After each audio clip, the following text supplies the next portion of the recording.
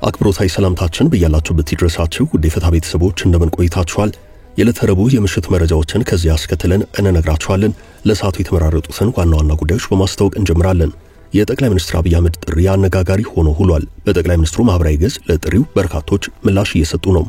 ለክልሉ ጊዜያዊ አስተዳደር ለቀጣይ አንድ ዓመት ፕሬዝዳንት ማን መሆን አለበት ለሚለው በርካቶች ጥቆማቸውን እየሰጡ ነው። አቶ ጌታቸው ረዳን የሚተካው ሰው ማን ይሆናል ለሚለው ገና ከወዲሁ መነጋገሪያ ሆኗል። በማህበራዊ ትስስር ገጽ በርካቶች ስማቸው እየተነሳ ይገኛል። በትግራይ ፖለቲካ ውስጥ ጉልህ ሚናና ድርሻ ያላቸው አካላት ዛሬ ስማቸው በተደጋጋሚ ሲጠራ ውሏል። ሰሞኑን በውዝግብ ውስጥ የከረመው ኢቢኤስ ቴሌቪዥን ጣቢያ ዛሬ ረፋድ ላይ ያልተጠበቀ ክስተት ገጥሞታል። ዜና ጥንቅራችን በዚህ ጉዳይ ዙሪያ የሚያደርሳችሁ አጥር ያለ መረጃ አለ። በመንግስት በኩል ባለፉት 4 ዓመታት ሀገሪቱ በስንዴ ምርት ራሷን እንደቻለች በተደጋጋሚ ይነገራል። ባለፈው ሳምንት ፓርላማ ላይ ቆይታ ያደረጉት ጠቅላይ ሚኒስትር አብይ አህመድ ኢትዮጵያ በአፍሪካ ከፍተኛ ስንዴ አምራች ሀገር መሆኗን ተናግረው ነበር። ኢትዮጵያ ስንዴ ምርት መጠን ግን እያከራከረ ነው ሲል ዩኬር አግሮ ኮንሰልት የተሰኘ በግብርናና ሰብል ምርቶች ላይ መረጃ የሚያጠናቅር ተቋም ዘ ኢኮኖሚስትን ጠቅሶ ባወጣው ጽሑፍ በመንግስት እየተሰጠ ያለው የስንዴ ምርት አሃዝ ከእውነታው ጋር የተፋታ ነው ብሏል። ከሳተላይት መረጃ እስከ ሀገር ውስጥ የስታቲስቲክስ ተቋማት ዳታ ጭምር ቀርቦ አሃዙ ላይ ጥያቄ መነሳቱን እንመለከታለን። የካርቱም ላስጨራሽ ውጊያ እንደቀጠለ ነው። ትንቅንቁ ከብዷል። ቤተ መንግስቱ በተለቀቀ በቀናት ልዩነት የሱዳን ጦር ኃይል ካርቱም የሚገኘውን ኤርፖርት ተቆጣጥሯል። የጀነራል መሐመድ ሐምዳን ዳጋሎ ጦር ባልተቀናጀ መልኩ እግር ነቅሎ እየሸሸ ነው ተብሏል። በቀነኒ አዱኛ ህልፈት ተጠርጥሮ በፖሊስ ቁጥጥር ስር የሚገኘው ድምጻዊ አንዱዓለም ጎሳ በዛሬው ዕለት ለሁለተኛ ጊዜ ፍርድ ቤት ቀርቧል። በችሎቱም በጠበቃው እንዲሁም በመርማሪ ፖሊስ በኩል የተባለ ነገር አለ። ከሁለቱም ወገን የተሰማውን እንነግራችኋለን። የትግራይ ክልል ንግድና ኤክስፖርት ቢሮ ላለፉት 11 ቀናት ከሌሎች ክልሎች በተለየ ሁናቴ ወደ ትግራይ ክልል ነዳጅ እንዳይገባ ተከልክሏል ብሏል። ወደ ክልሉ ነዳጅ አልተጫንም። የነዳጅ አቅርቦት ሙሉ ለሙሉ ቆሟል። በትግራይ ክልል ብቻ ነው።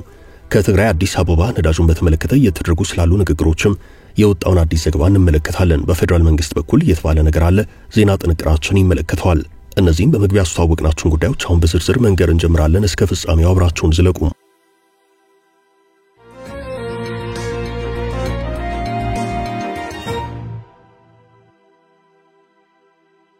ለትግራይ ፕሬዝዳንትነት እነማን ተጠቆሙ? ዛሬ ጠዋት ጠቅላይ ሚኒስትር አብይ አህመድ እርሳቸው ለሚሾሙት ጊዜያዊ የትግራይ ክልል ፕሬዝዳንት የክልሉን ህዝብ እጩዎች እንዲጠቁማቸው በይፋ ማህበራዊ ትስስር ገጻቸው ጥሪ አቅርበዋል። ጥቆማው እንዲሰጥ ያስቀመጡት አማራጭ በኢሜይል አድራሻ ሲሆን እጩዎች እየተጠቆሙ ነው። ጠቅላይ ሚኒስትሩ ላደረጉት ጥሪ እዛው በኤክስ ልጥፋቸው ስር ከ700 በላይ አስተያየቶች አንድ ሰዓት ባልሞላ ጊዜ ውስጥ ተሰጥተዋል። በርካቶች ማንን እንደሚጠቁሙ የስም ዝርዝር አስቀምጠዋል። ጠቅላይ ሚኒስትሩ የ2 ዓመት ቆይታው የተጠናቀቀው የትግራይ ክልል ጊዜያዊ አስተዳደር ለቀጣዩ አንድ ዓመት እንደሚቀጥልና በግለሰቦች ረገድ ለውጥ ሊደረግ እንደሚችል ባለፈው ሳምንት በዕለተ ሐሙስ በሕዝብ እንደራሴዎች ምክር ቤት ፊት ተገኝተው ሲናገሩ ተደምጠው ነበር። በዚሁ የፓርላማ ንግግራቸው በጠንካራ ጎናቸው ተወድሰው በደካማ ጎናቸው ተወቅሰው የሚቀያየሩ ሰዎች አሉ ብለው ነበር። ጠቅላዩ ለእጩዎች ጥቆማነት ያቀርቧቸው መስፈርቶች የጊዜያዊ አስተዳደር ተግባራት በብቃት የሚወጡና የክልሉን ሰላምና ደህንነት ማረጋገጥ ይችላሉ ብላችሁ የምታምኗቸውን እጩዎች ከዛሬ ጀምሮ በጠቅላይ ሚኒስትሩ ጽህፈት ቤት በኢሜይል በመላክ መጠቆም እንደሚቻል በመግለጽ ነበር። ከዚህ ጥሪያቸው ስር የተሰጡ አስተያየቶች የበርካታ ሰዎች ስም የተነሳበት ነው። አቶ ጌታቸው ረዳ ከስሞቹ መካከል የሚገኙ ሲሆን በርካቶች የትግራይ ጸጥታ ኃይል አመራሮችን ስም አንስተዋል። ከነዚህ መካከል አቶ አለም ገብረዋህድ፣ ጀነራል ጻድቃን ገብረትንሳይ፣ ሌተናል ጀነራል ታደሰ ወረደ፣ ጀነራል ተክላይ አሸብር፣ ጀነራል ዘውዱ ኪሮስ ይገኙባቸዋል። ከዋት የፖለቲካ አመራሮች አቶ አማኑኤል አሰፋ፣ ወይዘሮ ፈትለወርቅ ገብረ እግዚአብሔር ሞንጆሪኖ፣ ደብረጽዮን ገብረ ሚካኤል የሚሉ ስሞችም አሉ። ለየት ካሉ ጥቆማዎች መካከል ዶክተር አብርሃም በላይ ፕሬዝዳንት፣ የአረናው አቶ አብርሃ ደስታ እንዲሁም አስገራሚ በሆነ መልኩ የዓለም ጤና ድርጅት የወቅቱ ዳይሬክተር ዶክተር ቴድሮስ አድሃኖም ከጥሪ ውስጥ ተካተዋል። ለጠቅላዩ ጥሪ በርካታ ወቀሳዎችና መለስተኛ ሙገሳዎችም በአስተያየት መስጫ ሳጥን ውስጥ ታይተዋል። የትግራይ ህዝብ ለሚቀጥለው አንድ ዓመት የጊዜያዊ አስተዳደሩ ፕሬዝዳንት ሊሆን የሚችል ሰው እንዲጠቁም የቀረበው ጥሪ አነጋጋሪ ሆኖ ውሏል። ይህ የጠቅላይ ሚኒስትሩ ውሳኔ በአንድ ወገን በትግራይ ፖለቲከኞች ያለውን መሳሳብ ለማለዘብ ይጠቅማል የሚል አስተያየት እየተሰጠበት ነው። በሌላኛው ማዕዘን ደግሞ በክልሉ ያለው ስርዓት ብልሽትና የስልጣን ሽኩቻ ፕሬዝዳንቱን በመቀየር ሊፈታ አይችልም የሚሉ አስተያየቶች ተደምጠዋል። ይህ የጠቅላይ ሚኒስትሩ እርምጃ በትግራይ ያለውን የተካረረ ፖለቲካ በማርገብ ዘላቂ ሰላም ያመጣ ይሆን የሚለው የብዙዎች ጥያቄ ነው።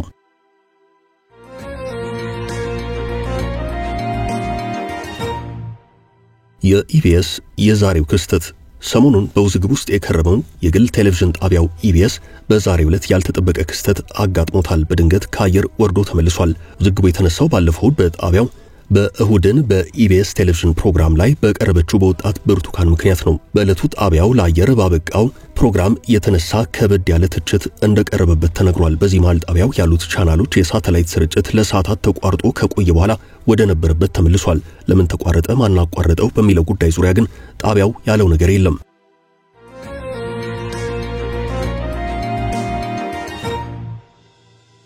የድምፃዊ አንዱዓለም ጎሳ የፍርድ ቤት ውሎ በዛሬው ዕለት በአዲስ አበባ በፌደራል የመጀመሪያ ደረጃ ፍርድ ቤት አራዳ ምድብ ችሎት በቀነኒ አዱኛ ህልፈት የተጠረጠረው ድምፃዊ አንዱዓለም ጎሳ ፖሊስ የጠየቀውን ተጨማሪ የምርመራ ጊዜ ችሎቱ ፈቅዷል። ዛሬ ለችሎቱ እስካሁን የተገኘው የምርመራ ውጤት ያቀርበው መርማሪ ፖሊስ የሟች አስክሬን ምርመራ ያሳየው ሟች ከከፍታ ቦታ ወድቃ ህይወቷ ማለፉን ነው ብሏል።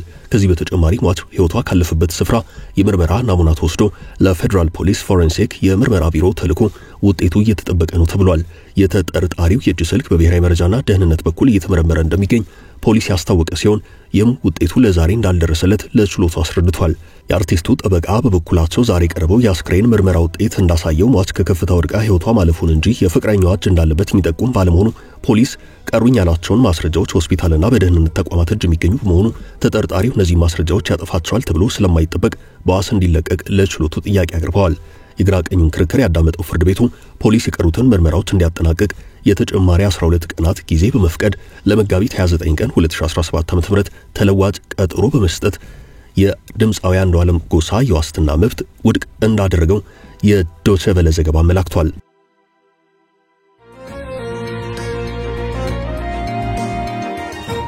ጦሩ እግር ነቅሎ ሸሸም። ሳያቋርጥ ለቀናት የተዋጋው ጦር በመጨረሻም ከባድ ምት ታርፎበታል። የዛሬ ዓመት አካባቢ የነበረው በድል ላይ ድል ያስመዘገቡ መሳሪያ ከፍ አድርጎ መጨፈር አሁን የለም። ፈጽሞ ባልጠበቀው ፍጥነት ጦሩ እየተፍረከረከና እየተናደ ነው። እግር ነቅሎ ሽሽት ጀምሯል ሲል አልጀዚራ ከካርቱም ባሰራጨው ዘገባ አስነብቧል። ይህ የሆነው በጎረቤት ሀገር ሱዳን ነው። ላስጨራሽ ውጊያው ዛሬም ቀጥሏል። ፍልሚያው የአገሪቱን ጦር ኃይል በሚመሩት ጀነራል አብዱል ፈታህ አልቡርሃንና የፈጥኖ ደራሽ ጦር መሪው መሐመድ ሐምዳን ዳጋሎ መካከል እንደቀጠለ ነው። የዛሬ ዓመት ግድም በነበረው ውጊያ የሱዳን ብሔራዊ ጦር በዳጋሎ ፈጥኖ ደራሽ ጦር የውጊያ ብልጫ ስለተወሰደበት ዋና ከተማ ካርቱምን ጥሎ ማፈግፈግ ግድ ብሎት ነበረም። በዚህም የዳጋሎ ጦር የካርቱም ቤተ መንግስት፣ የጦሩን ዋና እዝ መምሪያ፣ ኤርፖርቱንና ሌሎች በርካታ ቁልፍ መሰረተ ልማቶችን ተቆጣጥሮ ነበረም።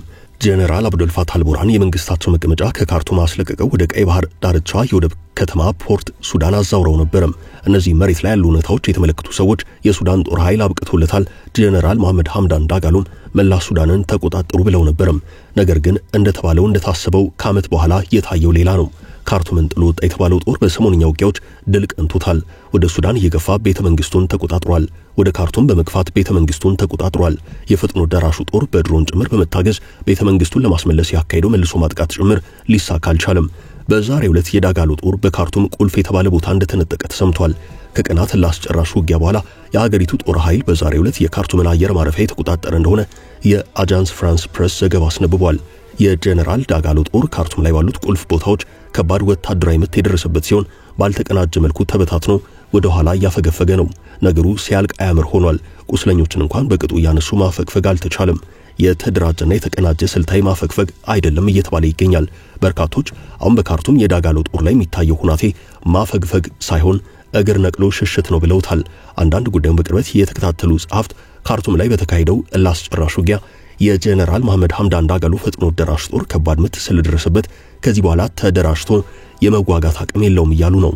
ያም ሆኖ የካርቱም ውጊያ ዛሬም ቀጥሏል። ከተማዋ ሙሉ ለሙሉ ለማስለቀቅና ለቅቆ ላለመውጣት የሚደረገው ትንቅንቅም በውጊያ መልክ ቀጥሏል። በመሃል ከተማዋ ወደ ትቢያነት እየተቀየረች ነው።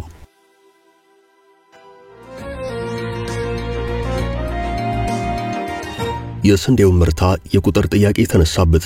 ባለፈው ሳምንት ሐሙስ ዕለት ጠቅላይ ሚኒስትር አብይ አህመድ በፓርላማ ተገኝተው በአመቱ ከ7.7 ሚሊዮን ሄክታር ያላነሰ መሬት በመታረሱ ከ300 ሚሊዮን ኩንታል ያላነሰ ምርት ይጠበቃል ብለው ነበርም። ጠቅላዩ በንግግራቸው ዘርፉን ለሚያውቁ ሰዎች ስንዴ ከውጭ ማስገባት የለባትም ኢትዮጵያ ማምረት አለባት ብለው ለወሰኑ ሰዎች እንደ ተአምር ይወሰዳል ብለው ነበርም። ጠቅላይ ሚኒስትሩ ስለ ስንዴው ያነሱት ሀገሪቷ አመርቂና ታይቶ የማይታወቅ ያሉት የኢኮኖሚ እድገት መምጣቱን እንደ ማሳያነት በመጥቀስ ነው።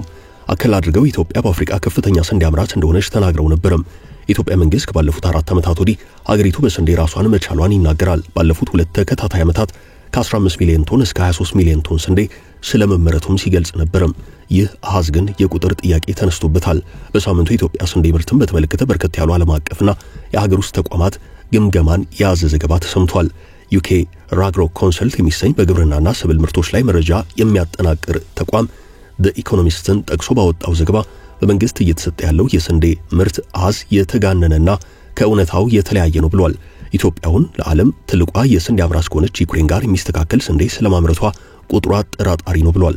ባለፈው ዓመት ኢትዮጵያ መረትኩ ብላ ያወጣቸው አሃዝ 23 ሚሊዮን ቶን ስንዴ እንደሆነ ያወሳው ዘገባው በፈረንጆቹ 2021 እስከ 18 ባለው የተመረተው ስንዴ 4.8 ሚሊዮን መሆኑን አንስቶ ለጥቂት ዓመታት ውስጥ 500 እጥፍ መምጣቷ ጠራጣሪ ነው ብሎታል።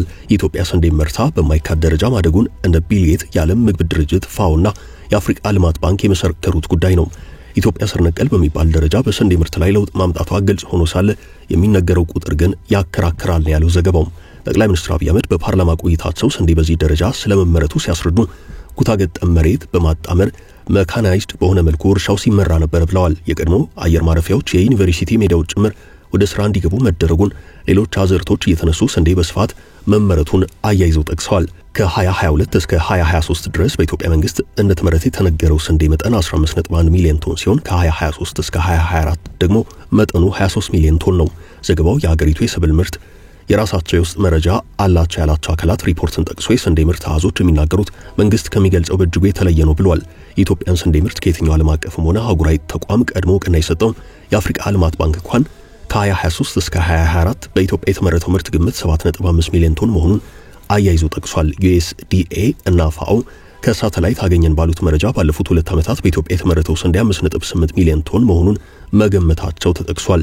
ይህም 5 እና 6 ዓመታት ከነበረው ከፍ ያለ ቢሆንም በዚህ መጠን ይሆን አይደለም ተብሏል።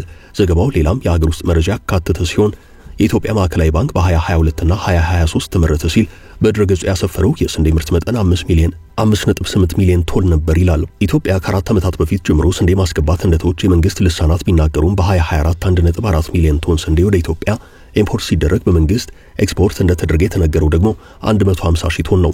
መንግስት በሚለው መጠን የስንዴ ምርት በሀገር ውስጥ ተመርቶ ቢሆን ኢትዮጵያውያን ካላቸው የህዝብ ብዛት አንጻር በነፍስ ወከፍ 187 ኪሎ ግራም ስንዴ በዓመት ይመገቡ ነበር ሲል ዘገባው ንጽጽር አስቀምጧል።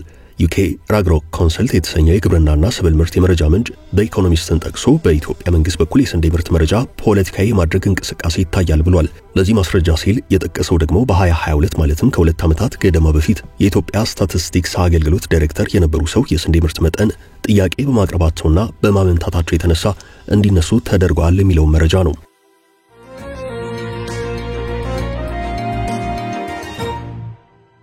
የትግራይ ክልል ከሌሎች ክልሎች በተለየ እገዳ ተጥሎብኛል አለም። የትግራይ ክልል ንግድና ኤክስፖርት ቢሮ ለ11 ቀናት ከሌሎች ክልሎች በተለየ ሁናቴ ወደ ትግራይ ክልል ነዳጅ ምንም አይነት እንዳይገባ መደረጉን አስታውቋል። የኢትዮጵያ ነዳጅ አቅራቢ ድርጅት ለሁሉም ክልሎች የሚያጋራው የነዳጅ ስርጭት መረጃ የነዳጅ አቅርቦት ሙሉ ለሙሉ የቆመው በትግራይ ክልል ብቻ እንደሆነ እንደሚያመላክት በቢሮ የሸማቾች ጥበቃ ዳይሬክተር አቶ ካሳሁን ክንደያ መናገራቸውን ቢቢሲ ዘግቧል። የትግራይ ክልል የንግድና ኤክስፖርት ቢሮ ከትናንት በስቲያ ሰኞ መጋቢት 15 ቀን 2017 ዓ.ም የነዳጅ አቅርቦትን ለሚመለከታቸው የፌዴራል መንግስት ተቋማት በጻፈው ደብዳቤ ወደ ክልሉ የሚላከው ነዳጅ ላይ የተደረገው ክልከላ አሁንም መቀጠሉን አስታውቀው ነበርም። ለንግድና ቀጠናዊ ትስስር ሚኒስቴር የነዳጅና ኢነርጂ ባለስልጣን እንዲሁም ለነዳጅ አቅራቢ ድርጅት የተጻፈው ደብዳቤ ለመጨረሻ ጊዜ ወደ ክልሉ ነዳጅ የገባው መጋቢት 6 ቀን 2017 እንደሆነ የገለጸ ነበርም። ከጥር ወር ጀምሮ ወደ ክልሉ የሚገባው የነዳጅ መጠን በእጅጉ መቀነሱን በደብዳቤው ያስታወቀው ቢሮ በመጋቢት 4 እና 5 ቀን 2017 ዓ.ም ለክልሉ የሚቀርበው ነዳጅ 2 የነዳጅ ጭነት መኪና መውረዱን ገልጿል። ይባስ ብሎ ከመጋቢት 6 ጀምሮ ወደ ትግራይ ተጫነ ነዳጅ የለም ብሏል። ለትግራይ ክልል የሚቀርበው ነዳጅ በተመለከተ በተደጋጋሚ ጥያቄ መቅረቡን ተደጋጋሚ ውይይት መካሄዱንም ቢሮ አስረድቷል። ደብዳቤው ወደ ትግራይ ነዳጅ እንዲጫን እንደተፈቀደ በቃል ተነግሮን ተስፋ አድርገን ብንቆይም እስካሁን ችግሩ ሳይፈታ ወደ ትግራይ የሚላከው ነዳጅ ክልከላ አሁንም ቀጥሏል ብሏል። በቢሮ የሸማቾች ጥበቃ ዳይሬክተር የሆኑት አቶ ካሳሁን ከመጋቢት 6 ጀምሮ አንዳችም ነዳጅ ወደ ክልሉ አልተጫነም ብለዋል። የመቀለ ከተማ ነዳጅ ማደያዎች ማህበር ሊቀመንበር አቶ ኪሮስ አባይ በከተማ በስራ ላይ ያሉት 13 ማደያዎች ለመጨረሻ ጊዜ ነዳጅ ያገኙት ከ2 ሳምንት በፊት ነበር ብለዋል። አቶ ኪሮስ በባለቤትነት የሚያስተዳድሩት ነዳጅ ማደያ መጨረሻውን የነዳጅ አቅርቦት ያገኘው የካቲት 24 ቀን 2017 ዓ.ም እንደሆነ ገልጸዋል። አቶ ኪሮስ ከዚህ ቀደም በነበረው አሰራር ማደያዎች የሚፈልጉት የነዳጅ መጠን በመግለጽ ለነዳጅ አቅራቢ ኩባንያዎች ገንዘብ እንደሚከፍሉና እንደሚጫነላቸው ያስረዳሉ። እንዲጫነልን ብለን ጠይቀን ገንዘብ ከፍለን የከፈልነው ገንዘብ እዛው እንደቆመ ነው። በከተማው የሚገኙ ማደያዎች ገንዘብ ከከፈሉ በኋላ ነዳጅ አላገኙም ብለዋል። ወደ ትግራይ ክልል ነዳጅ ለመጫን ሁሉንም ሂደት ጨርሰው ጅቡቲ የቆሙ ተሽከርካሪዎች ብዛት 22 እንደሆነ የትግራይ ክልል ንግድና ኤክስፖርት ቢሮ የሸማቾች ጥበቃ ዳይሬክተር አቶ ካሳውን ተናግረዋል። ነዳጅ አቅራቢ ኩባንያዎች ተሽከርካሪዎቹ ጭነው ላለመነሳታቸው የሚሰጡት ምክንያት ነዳጅ አቅራቢ ድርጅት ቆዩ ያለን ነው የሚል እንደሆነ ኃላፊው ተናግረዋል። ተሽከርካሪዎች ወደ ትግራይ ክልል ነዳጅ እየጫኑ ያልሆነበትን ምክንያት ለመረዳት ያነጋገራቸው 3 የነዳጅ አቅራቢ ኩባንያዎች ተወካዮች ጉዳዩ የሚመለከተው መንግስትን እንደሆነ በመጥቀስ መረጃ ከመስጠት መቆጠባቸውን ቢቢሲ አመላክቷል። የሸማቾች ጥበቃ ዳይሬክተሩ አቶ ካሳውን እንደሚናገሩት በጅቡቲ የሚገኙ ተሽከርካሪዎች ነዳጅ ነው ለመንቀሳቀስ ለሚያቀርቡት ጥያቄ የሚሰጣቸው ምላሽ አትገቡም፣ አልተፈቀደም፣ ጀምሯል ተባልንም የሚል እንደሆነ ተናግረዋል። ወደ ትግራይ ክልል የሚገባው ነዳጅ ላይ ያለውን ችግር ከፌደራል መንግስት ተቋማት ጋር ለመነጋገር ባለፉት 2 ሳምንታት በአዲስ አበባ የሚገኙት አቶ ካሳውን ወደ ትግራይ ክልል ነዳጅ መግባት ስለቆመበት ምክንያት በቂ ምላሽ አለማግኘታቸውን የነዳጅና ኤነርጂ ባለስልጣን ዋና ዳይሬክተር ሳረላ አብዱላሂ ባለፉት ሳምንት ረቡዕ በሰጡት ምላሽ ወደ ትግራይ ክልል ነዳጅ አለመግባቱን አረጋግጠው ነገር ግን ትግራይ ላይ ብቻ በልዩ ሁኔታ ነዳጅ እንዳይገባ አልተደረገም ብለዋል። ቻችን ለዛሬ ያዝንላችሁ ርዕሰ ጉዳዮች እዚህ ላይ ቋጨን።